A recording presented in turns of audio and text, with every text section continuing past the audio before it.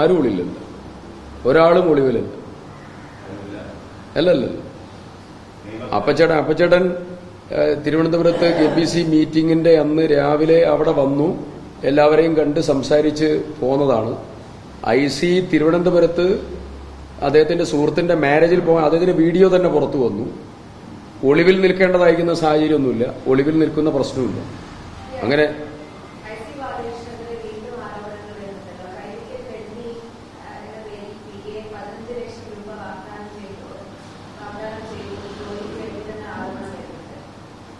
ഞങ്ങൾ പാർട്ടി തലത്തിൽ എല്ലാ കാര്യങ്ങളും പരിശോധിക്കാൻ ഒരു കമ്മീഷൻ വെച്ചിട്ടുണ്ട്.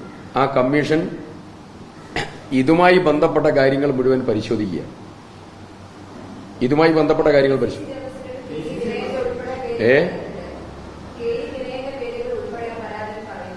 ഞാൻ പറഞ്ഞല്ലോ, ഈ വിഷയങ്ങൾ സംബന്ധിച്ചതായിരിക്കുന്ന കാര്യങ്ങൾ മുഴുവൻ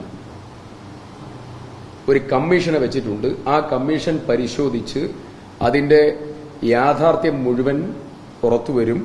അത് നിങ്ങളോട് പറയേണ്ട കാര്യങ്ങൾ നിങ്ങളോട് പറയും, സംഘടനാപരമായിട്ടുള്ള കാര്യങ്ങൾ അതിലുണ്ടാവും, എല്ലാ കാര്യങ്ങളും ഉണ്ടാവും. പൂർണ്ണമായിട്ടുള്ള കാര്യങ്ങൾ അവരെ ചുമതലപ്പെടുത്തിയിട്ടുണ്ട്.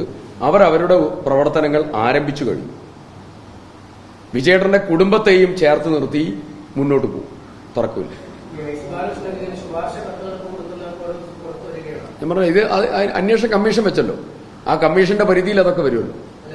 എന്തെങ്കിലും ഞാൻ ഒരു കാര്യം പറയാം, IC ബാലകൃഷ്ണൻ MLA SP-ക്ക് പരാതി കൊടുത്ത ഒരാളാണ്.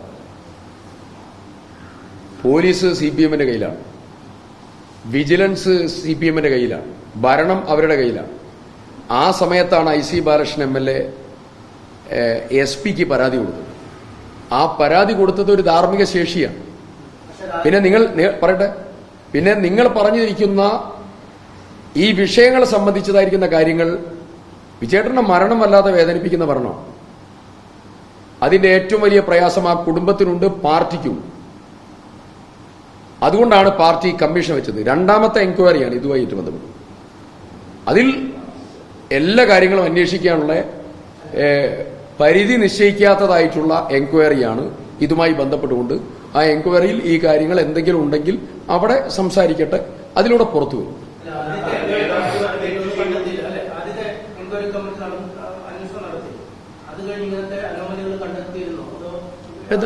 കഴിഞ്ഞില്ലല്ലോ. ഏതാ ആദ്യത്തെ എൻക്വയറിയിൽ കുറെ കാര്യങ്ങൾ അതിൽ കണ്ടെത്തി. ആ കണ്ടെത്തിയതിനെ തുറന്നുള്ളതായിരിക്കുന്ന ചില സ്റ്റെപ്സ് ഉണ്ടായി, അതിൽ ചില നടപടികളുണ്ടായി. അതെല്ലാം നമ്മൾ സംസാരിച്ചാണ്, ചർച്ച ചെയ്തതാണ്. അത് കഴിഞ്ഞ് വിജയേട്ടന്റെ മരണം, ആ മരണത്തെ തുടർന്നുള്ളതായ ഇന്റേണൽ എൻക്വയറി പാർട്ടി തലത്തിൽ നടത്തേണ്ടതുണ്ട്. അവിടെ എൻക്വയറി പ്രഖ്യാപിച്ചു. ആ എൻക്വയറി കമ്മീഷൻ തൊട്ടടുത്ത ദിവസം തന്നെ തിരുവഞ്ചൂർ രാധാകൃഷ്ണനൊക്കെ കാറിൽ യാത്ര ചെയ്താണ് വന്നു. തൊട്ടടുത്ത ദിവസം തന്നെ DCC ഓഫീസിൽ വന്നു, പ്രധാനപ്പെട്ട ആളുകളുമായിട്ട് പ്രാഥമിക സംസാരം നടത്തി. അത് കഴിഞ്ഞ് ആ വീട്ടിൽ പോയി അവരുമായിട്ട് വിശദമായി സംസാരിച്ചു. അത് കഴിഞ്ഞ് അതിന്റെ തുടർ പ്രോസസ് നടക്കുക. ആ എൻക്വയറി നടക്കട്ടെ, ആ എൻക്വയറിയിലൂടെ കാര്യങ്ങൾ പുറത്തുവരും.